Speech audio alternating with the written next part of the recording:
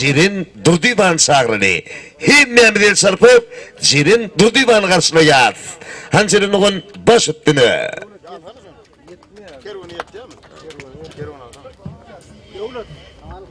Halk aydımdan son gürlemek katı kıyın mı oluyor? Yani aydımlar dinle otuyorum olin. Hemişe bizlere o ayetler vardır. Çuğun felpen niye? Söylü halan niye? Sağdan neler sağ çalan ne ya? Aydım aydanına kıyırlar. İdine çık gidiyor yani kendine. Yani kıyas yerine 2 tane aydım aydan vardı. Bir kamal yerine idine çık gidiyor çok. Şon yani aydım saz üt koşup zadılık oluyor. Aslında saz diyen zat görenine Allah Teala adamları yaradanına adamların yüreği içine girmeyecek boluyordu. Gurusunu yasaya onun son yürek bana karanlık dar. Men girecek gel onu yal karanlığı diye.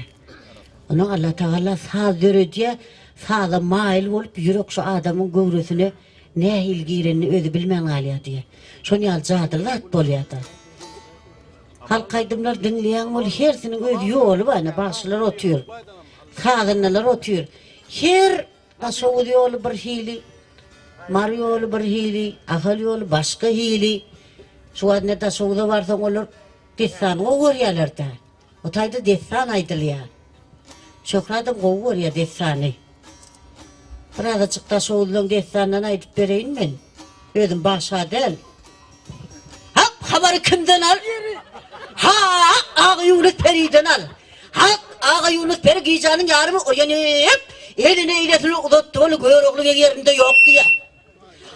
Ağa Yunus Peri'nin yüreği yarılıp yerinde durup sotkasını eline aldı denim göğrüklü canattı diye. Göğrüklü ben seni iliydi leva gittin mi kan deyip durup kadını aylattı ya. Durup kadını ayladı onu içinde oturan hele göğrüklü senin hele kalmak yetişeceğini taşıdı mı? Şey deyip cevap verdi onu ağa Yunus'un içi yanıp benim ağrı çağımdan çıkıp değil alıptı kadıydı. Beyli zatları bir cevap verem yok dedi. Yine de içen ağa Yunus ayladı onu. Senin adamını yaptığınca başka ağrı çağımdan çıktı. Hay yere sokulan göğrüklü verdiğim gelsen onu ya. Seni buraya içime seyret dedi diye. Onun çağırdan göğrüklü ve randıran olup geldi. Yunus'un sana ne yapmadı? Göğrüklü ve gözüne leviden gelenemen diye. Perim bana bir kulak asıp yankı göğrüklü ve 5 kelime söz aydır oldu. Gör bak ne mi diye deyip ben seni bağvan edeyim deyip bıraydım mı adır? Şolaydıma başlıyor göğrüklü ve ben seni boğman! Bağır! Hayır deyine! Bağır! Sen ben gülüme! Gir bağır! Bol anne! Gir edip! Ağa Yunus'un ağabını tabına seyretmez bağalık gitti diye. Ondan son ağa Yunus uspa koy çıdıp yine 5 kilometre aydır var gör bak ne mi diye olin ağa Yunus eyvay deyip başladı diye. İkinci seriyede ben Nikay'da aydık. Aslında her yol özünün bir yıl alış var da. Bir çöz yanar.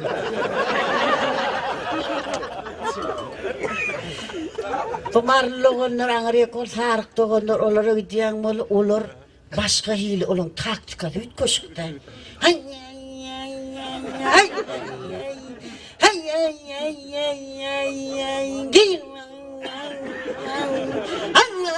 Gerçek atacak varsan salla bağa.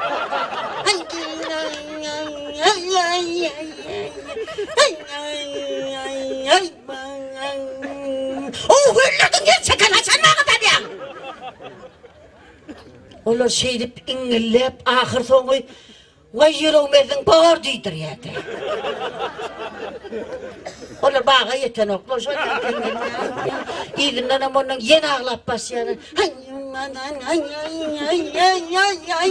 ayağın çalı görüyor mu ne mi ay